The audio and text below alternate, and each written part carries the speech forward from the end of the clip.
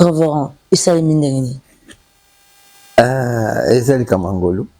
Alors, c'est pourquoi on a besoin, il y a jeunesse Nabiso, écoute la jeunesse wana, raison pour laquelle, même projet Oyo, il y a espèce Oyo Kakiangoyo Moko, pour il y a cybertechnologie. Comment qu'on apprendre Bana ya Congo, du Camboué cybertechnologie.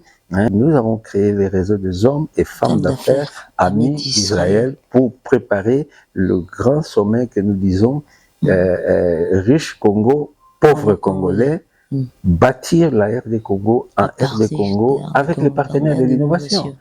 Bienvenue très chers téléspectateurs dans votre émission Congo en éveil. Nous disons Congo en éveil parce que nous sommes vraiment au temps de réveil. Et ces gens qui sont illuminés vont saisir l'opportunité de s'orienter à la mesure où l'esprit le guide. Et il a plu au Seigneur aujourd'hui d'avoir un grand homme au milieu de nous. Et c'est notre papa et vous le connaissez bien. Et il ressort d'une grande plateforme. Cette plateforme, elle est continentale. Elle a vu les jours en Afrique du Sud depuis 2010 à Cape Town.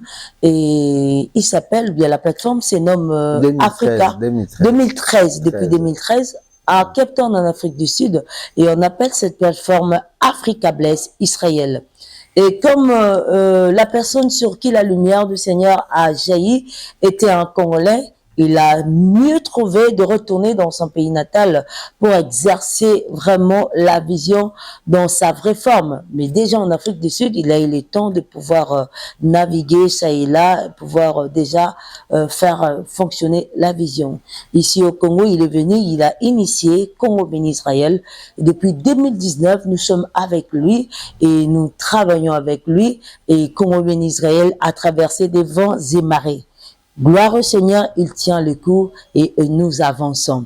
Alors, il s'appelle Reverend Albert Mbenga Uku Langai. Je crois que vous le connaissez et vous l'aimez bien. C'est notre invité de cet après-midi. Bonjour, Révérend. Bonjour, Maman Flore. Comment vous allez? Je vais bien et mes félicitations. Votre fille, ça fait 1 heure, vous avez appris que votre fille est lauréate. Oui. Et vous avez tout laissé. Le temps de de crier, de sauter, de danser. Mais vous avez mis cela entre parenthèses pour vous occuper d'abord de la nation. Waouh.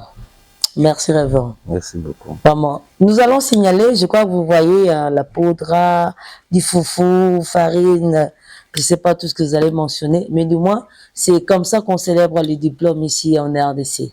Alors, nous sommes dans la joie. Ma fille a obtenu son 5%. Et malgré la fête, nous sommes venus d'abord servir Dieu pour la nation. Alors, nous sommes là. Et nous ne sommes pas seuls. Nous sommes vraiment accueillis dans ce beau cadre par le couple Céline Indiang et Courageux Malongo. Ce couple qui a accepté de travailler pour Dieu en nous donnant cet espace. Et bien avant que nous puissions clore cette émission, ils auront un mot à dire parce que eux aussi, ils ont eu à contribuer à vivre la main de Dieu à travers l'Israël. Alors nous retournons sur notre sujet, nous parlons de Congo Béni Israël. Depuis 2019, Congo Béni Israël a vu le jour ici à Kinshasa. Et avec le courageux, non pas d'abord le courageux Malungu comme le mari de maman Céline, mais le révérend Albert, un homme très courageux qui a traversé des vents et marées, mais qui tient le coup et qui avance. Alors, nous allons lui poser cette question. Comment est-ce qu'il a pu avancer avec ses vents, avec ses marées, avec des coups, avec des pots de bananes sur sa route, mais il a tenu jusqu'à arriver à ses jours. Révérend Issa Minderini. Ezali Kamangolo. Je suis absolument rien. Un homme normal. Que Dieu est allé cacher en Afrique du Sud pour sa propre volonté. Et de là, en arrivant là-bas, Dieu nous a mis à cœur de songer la nation congolaise et en même temps songer aussi l'Afrique. Et que nous savons que l'Afrique, beaucoup de pays africains étaient prospères au moment de l'indépendance et nous remarquons que la plupart de ces pays africains, ils avaient de très bonnes relations avec Israël, qui accompagnait ces pays par les différents domaines d'activité où Israël excelle. Mais nous remarquons que nous, au Congo, sans tenir compte des liens historiques, des liens spirituels qu'il y avait entre le Congo et Israël, notre feu, le président maréchal Mobutu, au moment où il se préparait à amener le Congo à l'objectif 80, il se disait même que Congo, première place, oui. Deuxième place, oui. Mais troisième place, Tokondimayango Mokete. Wow. Et en ce moment-là, le Congo, le président de l'époque, pour lui, le Congo devait être, en 1980, la première puissance au monde. Et c'est ainsi qu'il avait ces slogans-là, Congo, première place, oui, objectif 80, première place, oui, deuxième place, oui, troisième place, Kondimayango Mokete. Le Congo était prospère. Vous avez un franc congolais ou un Zaïre, on vous donne $2, mais sans tenir compte que ce Congo appartient à quelqu'un, au Créateur, dont la Bible dit que la terre et tout ce qu'elle renferme appartient à Dieu. Oui. Et ce Créateur avait dit, je bénirai ceux qui te béniront, voilà. Et je maudirai ceux qui te maudiront.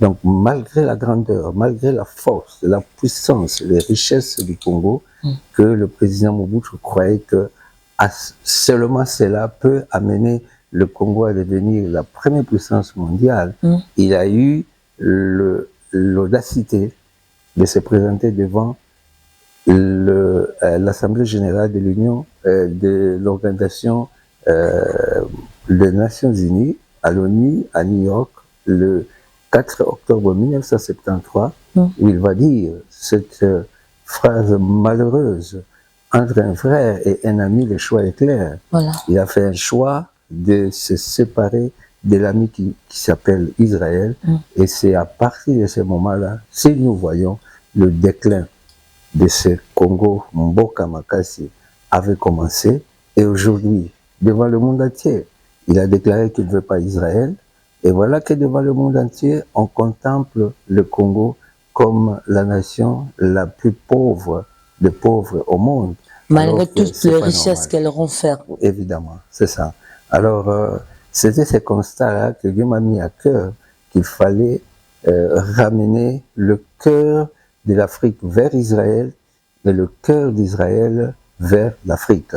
C'est ainsi que, par la grâce de Dieu, j'ai commencé cette organisation qui s'appelle Africa Bless Israël, l'Afrique bénie Israël, et je suis tellement fier. Je suis Congolais vivant dans un pays de xénophobie, et je peux commencer une organisation continentale qui m'a permis, grâce à ce contact que j'ai avec les différents les différentes communautés juives, les autorités politiques, administratives et économiques, que j'ai pu faciliter que les différents leaders d'Israël qui se trouvent en Afrique du Sud, que j'ai pu introduire auprès du président Félix-Antoine Tshisekedi le 13 juin 2018, 6 mois avant les élections qui avaient eu ici. Mais moi, en Afrique du Sud, j'ai introduit les principaux dirigeants juifs de l'Afrique auprès du président Félix-Antoine Tshisekedi, qui avait fait un vœu que s'il devient le président, il va renouer les bonnes relations entre le Congo et Israël. Pour moi, j'étais content de le faire, parce qu'il est écrit à César, rendez à César ce qui est à César, et à Dieu ce qui est à Dieu. Alors, César, c'était le président Mobutu, et notre César d'aujourd'hui, c'est le président Tshisekedi. Si c'est César qui a coupé les relations, il faut un autre César pour renouer les relations. C'est pourquoi j'ai pu le faire. Alors, maintenant que le président a été élu, et il a fait le premier pas, je me suis dit, je ne veux pas rester en Afrique du Sud, je veux venir au Congo pour accompagner ce processus. Parce que vous savez, avec la politique, ce sont des intérêts. Et c'est ainsi qu'on a dit que quand ça concerne Israël, nous, les chrétiens, nous devons accompagner ces processus, raison pour laquelle je suis ici au Congo depuis 2019, passant 10 mois, 11 mois, je rentre juste 1 mois pour voir ma famille et de retour ici à Kinshasa. Wow, ça c'est formidable, ça c'est que Dieu soit loué. Un parcours vraiment bouleversant, mais qui par la grâce de Dieu tient à son objectif, et nous croyons que nous allons célébrer les grandes activités qui ont été signalées par le Seigneur et non par nous-mêmes. Révérend Albert, vous savez que les gens disent que Mobutu a lui-même demandé pardon par rapport à ses offenses auprès des Israélites ou bien de nos frères israéliens. Alors, et le président Fathi Félix Tshisekedi, il a renoué politiquement aussi le lien. Alors, quand vous dites qu'il faut renouer spirituellement le lien avec Israël, qu'est-ce que nous pouvons saisir là-dessus? Je pense que les choses spirituelles se comprennent par l'esprit. Et on peut renouer, mais est-ce qu'on a réparé? Parce qu'il y a une différence entre renouer et réparer. On a fait du mal. On a maudit Israël. D'où il faut enlever cette malédiction. Et cela ne se fera pas simplement par un coup de magique. Il y a des conséquences qui se sont faites voir après cette rupture des relations. Là, il fallait maintenant sonder l'Écriture. Nous sondons l'Écriture, et quand on voit le Congo dans toute sa richesse, naturelle, maritime, fluviale, sous-sol, avec tout ce que nous avons, Dieu n'a pas créé le Congo en vain. Parce que chez Dieu, il ne perd pas le temps. La Bible dit celui qui garde Israël ne sommeille ni dort. C'est-à-dire, Dieu ne peut pas dormir comme ça, laissant toutes les richesses du Congo à la sauvette ou bien à la risée de tout le monde. Non, il a créé ces richesses pour un but quelconque. Et ce but, c'est là où nous parlons de la destinée prophétique de la ère du Congo. Et si, pour bien comprendre cette destinée prophétique, nous lisons dans le livre d'Ésaïe, où on parle de terres où il y a des crépitements des armes. Ça, c'est l'est du pays. Cette guerre qui dure maintenant plus de 20 ans, dont même les Nations Unies ne peuvent pas terminer. Cette guerre, même l'état de siège ne peuvent pas terminer cela. Et les différentes coalitions, pays frontaliers, de la CAC, de la SADC, n'arrivent pas à terminer cette guerre parce qu'elle est biblique. Alors, nous voyons que la Bible dit que cette nation où il y a des crépitements des armes, on la situe au-delà du fleuve de l'Éthiopie. Et puis on ajoute cette nation, elle envoie des messagers sur des navires de ronde dans les mers. Et quand on parle de mer, on parle l'humanité, le monde entier. Et c'est ça le Congo, qui, à cause de ce qui nous est arrivé, les Congolais se sont éparpillés partout dans le monde. Et partout où les Congolais arrivent, même si le Canada sauté dans l'air, bon, mais la première chose qu'on fait, quand on retrouve un Congolais quelque part, ou bien 4, 5, la première chose qui commence, c'est l'église. Pourquoi tu as l'église à Mamboka? Au Congolais, l'église est dans le Pakistan. Ceux qui sont Congolais, ils sont en Iran, Chine. Pourquoi?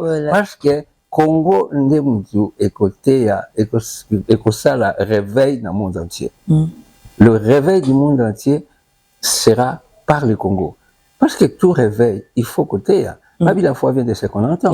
Ba dégâts surtout. Ba makamba mabe ozo sa manakati ya mukili. Ba makambe bele to linki otanga awate. Mais ba twana ba kobonga mandeni. Il faut ba yoka lelo ba nzambe. Nani akote ya bango eza ba congolais oyo nzambe apanzi mukili mobimba.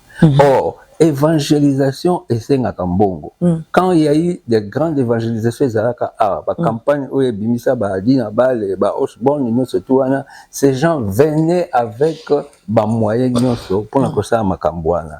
Or biso pe pour na réveil ba pays oyo déjà baja kondima par exemple ba PD baja kondima homosexualité, surtout l'Europe, avortement. Bako bimisa mbongo po batia bango makambo wana te. Donc il faut force moko euta na Congo pona koyeba kosunga ba église wana partout ba financer mission prophétique voilà c'est pourquoi nzambe lokola yebaki yango atia bomengo na kati ya Congo po bomengo wana yango nde kosalisa évangile ya mokili mobimba. Voilà.